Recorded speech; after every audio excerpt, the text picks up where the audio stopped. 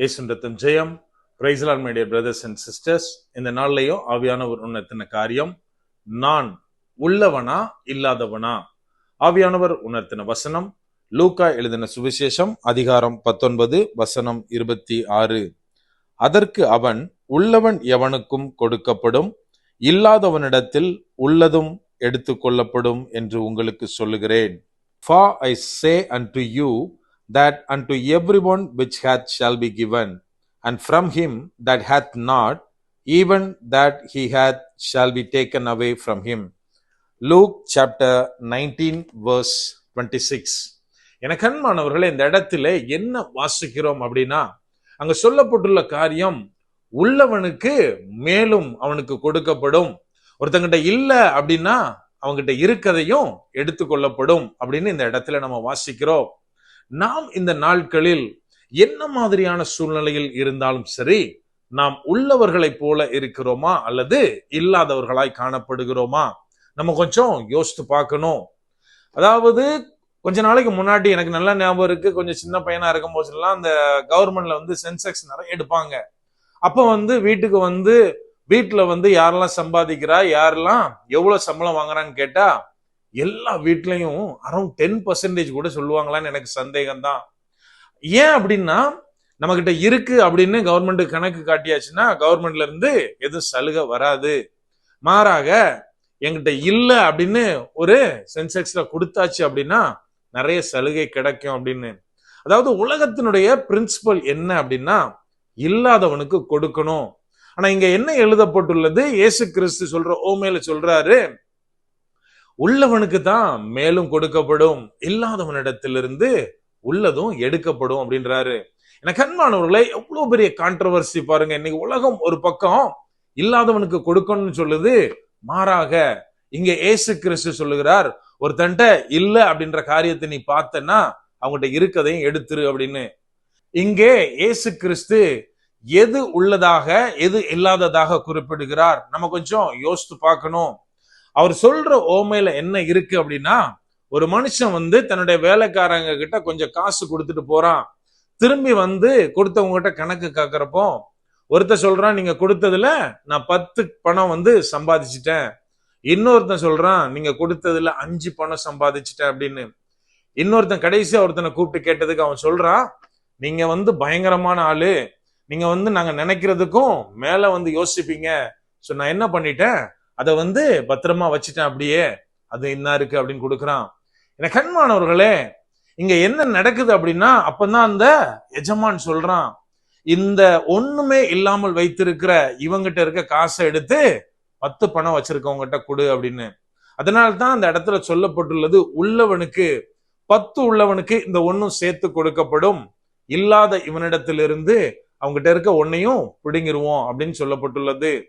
இன்னைக்கு தேவனுடைய பிள்ளைகளா இருக்கிற நாம் எவ்வாறு நடக்கிறோம்? நம்ம கொஞ்சம் யோசித்து பார்க்கணும். ஒரு தேவ பிள்ளைக்கு என்ன உள்ளது அப்படின்னா, தேவனிடத்தில் விசுவாசம் உள்ளதா, அவனுக்கு கொடுக்கப்படும்.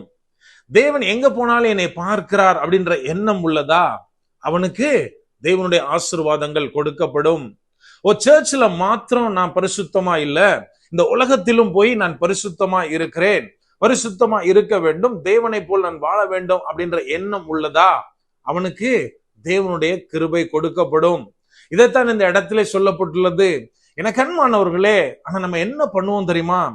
கொடுக்கிறது அப்படின்னாலே இம்மிடியேட்டா 1 கோடி ரூபாய் பணம், அத்தனை கிலோ தங்கம், ஒரு பெரிய பங்களா, பென்ஸ் கார், இந்த மாதிரியாக தேவன் கொடுக்கிறது தான் நினைப்போம். ஆனால் நம்ம நல்லா புரிஞ்சுக்கணும், எது தேவனுடைய ஆசீர்வாதம் அப்படின்னா, நான் தேவனிடத்தில் பயபக்தி உள்ளவனா இருக்கும்போது என் வீடு தேவனாலே ஆசீர்வதித்து எனக்கு கொடுக்கப்படும். என் மனைவி, என் பிள்ளைகள் என்னுடைய சந்தோஷத்தை தருகிறவர்களாக தேவனாலே தரப்படுவார்கள். அதாவது நான் தேவனுக்குரிய காரியங்களில் உண்மை உள்ளவனா இருக்கும்போது என்னை அவர் ஆனந்தத்தினாலே நிரப்புவார். தேவ சந்தோஷம், தேவ சமாதானம் நமக்கு கொடுக்கப்படும். ஆனால் மாறாக தேவனிடத்தில் நான் எந்தவித கவலையும் எந்தவித அக்கறையும் இல்லாதவனா இருந்தால், ஒருவேளை ஊழியம் எனக்கு கொடுக்கப்பட்டிருக்கிறது, அதை குறித்த கவலை எனக்கு இல்லை என்றால், சுவிசேஷத்தை அறிவிப்பதற்குரிய பாரம் இல்லை என்றால், இன்னைக்கு உலகத்துல எனக்கு சில கம்ஃபர்ட் ஜோனை தேவன் அனுமதித்திருப்பார். என் பையன் மறுபடியும் என்கிட்ட வந்துருவான், என் பையன் மறுபடியும் என்னை தேடுவான் அப்படின்னு சில ஃபேவரான காரியங்களை அனுமதித்திருப்பார். ஆனால் நாட்கள் செல்ல செல்ல எப்படி வேதத்துல நம்ம வாசிக்கிறோமோ, கனி கொடாத மரம் கொஞ்ச நாள் எருவிட்டு நீர் விட்டு பார்க்கப்படும், தொடர்ந்து கனி இல்லைன்னா அதை வெட்டி போட்டுருவோம். அந்த வேலைக்காரன் சொன்ன மாதிரி நாம இன்னைக்கு நம்மகிட்ட கொடுக்கப்பட்டதிலே உண்மையா இல்லாவிட்டால், அந்த பத்தி எனக்கு ஒரு அக்கறை, ஒரு எச்சரிக்கை, ஒரு ஜாக்கிரதை இல்லை அப்படின்னா தேவன் கொடுக்கிறதை எடுத்துக்கொள்ளுவார். அதைத்தான் இந்த இடத்துல வாசிக்கிறோம். எனக்கு அன்பானவர்களே, இப்ப நம்ம யோசித்து பார்க்கணும், நான் உள்ளவனா இருக்கிறேனா இல்லாதவனா இருக்கிறேனா? ஒருவேளை சில காரியத்துல நான் இல்லாதவனா இருந்தாலும் தேவனிடத்தில் கேட்க வேண்டும், ஆவியானவரிடத்தில் உதவி கேட்க வேண்டும். அப்பா, எனக்கு இந்த இடத்துல எல்லாம் குறை இருக்கிறது, இதுல எல்லாம் நான் இல்லாதவனா இருக்கிறேன், தேவ பயமோ தேவ பக்தியோ மனிதர்களிடத்தில் அன்போ எது இல்லாமல் இருக்கிறேனோ, ஆவியானவரே அதை நிரப்ப வேண்டும், அந்த வெற்றிடத்தை நிரப்ப வேண்டும் அவர்கிட்ட கேட்கணும். அப்போது நாம் உள்ளவர்களாய் மாறுவோம். எப்போது எல்லாம் உள்ளவர்களாய் நாம் மாறுகிறோமோ அப்போது தேவனாலே தரப்படுகிற ஆசீர்வாதம் பெரியதாய் இருக்கும். அப்படியே கண்களை மூடுவோமா? அன்பான ஆண்டவரே, இந்த நேரத்திலே அப்பா உம்மை நோக்கி பார்க்கிறோம். ஆவியானவர் நீர் எங்களோட இருக்கிறீர், அதற்காக நன்றி செலுத்துகிறோம். அப்பா, நீர் எங்களோடு இருக்கிறீர் தகப்பனே, எங்களை நீர் கிருபையாய் தாங்குகிறீரப்பா. அந்த மேலான கிருபைக்காய் நன்றி தகப்பனே. அப்பா, ஒவ்வொரு நாளும் தகப்பனே உம்மை பிரதிபலிக்கிற ஜனங்களாய், அன்பினாலே நிரப்பப்பட்டவர்களாய், மற்றவர்களை உமது ராஜ்யத்திற்கு கொண்டு சேர்க்கிறவர்களாய் நாங்கள் இருக்க ஆவியானவரே நீங்க உதவி செய்யுங்க. அப்பா, எந்த விதத்திலும் உமக்கு பிரியமில்லாத காரியங்கள் எங்களுக்குள்ளே இருக்கக்கூடாது தகப்பனே. ஆவியானவரே நீர் எங்களை பலப்படுத்துங்க. எந்த இடத்திலெல்லாம் நாங்கள் வெறுமையா இருக்கிறோமோ ஆவியானவரே நீர் அதை நிரப்புவீராக. முற்றிலுமா எங்களை தாழ்த்தி ஒப்பு கொடுக்கிறோம். பலப்படுத்தி ஆசீர்வதிங்க. மீட்பர் இயேசுவின் மூலம் ஜெபிக்கிறோம். ஜெபம் கேளும் எங்கள் நல்ல பிதாவே. ஆமென். God bless.